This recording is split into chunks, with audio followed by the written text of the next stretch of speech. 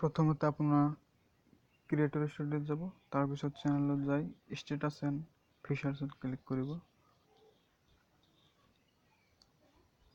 তাৰপিছত C details just ইয়াত click কৰিব।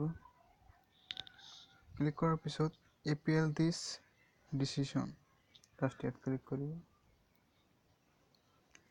ক্লিক কৰাৰ পিছত আপুনি ইয়েছ জাষ্ট ইয়াত ক্লিক কৰিব। ক্লিক কৰাৰ পিছত ৰিজনটো ইয়াত টাইপ কৰিব। তো কেনেকৈ লিখিব সেয়া মই ডিছক্ৰিপশ্যন বক্সত দি দিম।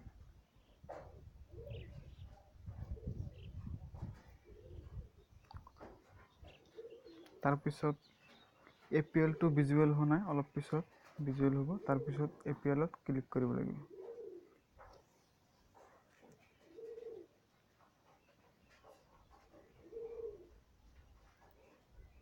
অলপ ৱেইটিং কৰিব।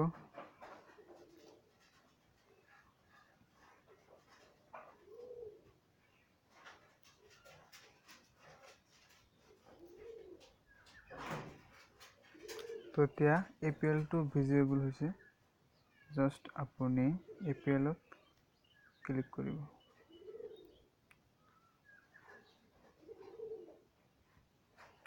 তো ক্লিক কৰাৰ পিছত আপোনাৰ কমিউনিটি গাইডলাইনটো ৰিমুভ হৈ যাব।